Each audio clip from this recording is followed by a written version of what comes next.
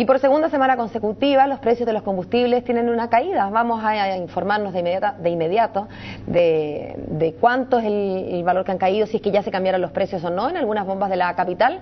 Saludamos a Valesca Quinteros. ¿Qué tal, Vale?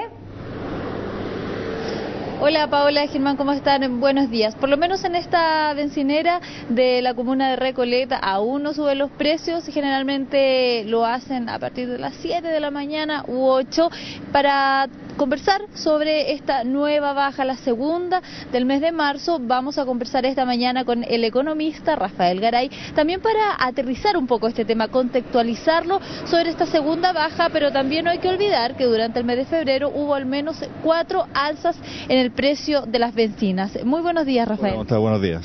Bueno, ¿a qué se debe esta nueva baja de las bencinas de 3 pesos, por lo menos en la bencina de 93 octanos?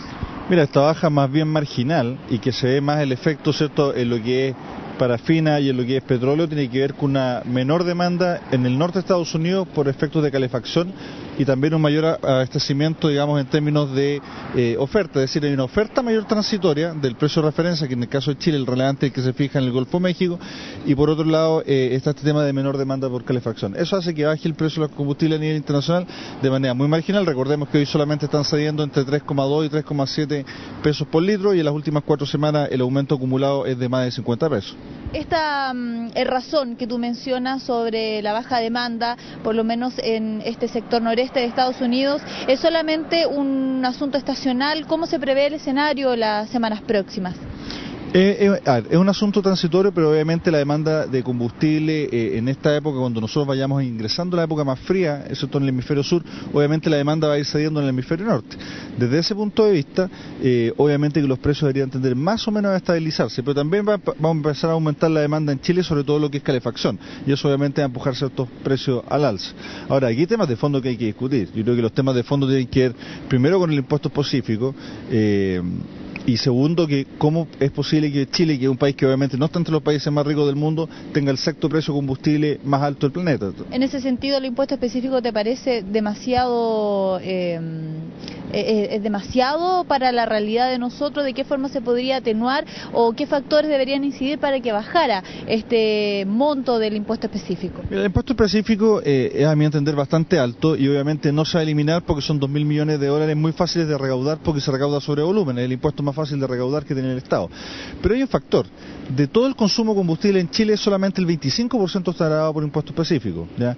Hay grandes empresas mineras, etcétera, que no pagan este impuesto. Entonces, si tú puedes hacer dos cosas: o bajas el impuesto, cosa que baja la recaudación y al fisco no le va a gustar, o amplías la base, es decir, que en vez de que el 25% de los consumidores de combustible sostente el impuesto, lo haga el 100%, y con eso tú podrías bajar, por ejemplo, el litro de combustible de más de 800 pesos que está ahora a algo incluso por abajo de los 600 pesos. Recordemos que 200 pesos de el precio del combustible es solamente impuesto específico, otros 200 pesos son IVA, entonces tenemos que el 50% de cada litro de combustible que estamos consumiendo es impuesto, por lo tanto hay que pensar más al respecto. Y lo otro, obviamente, el CIPCO, que es un sistema de estabilización que es bastante débil.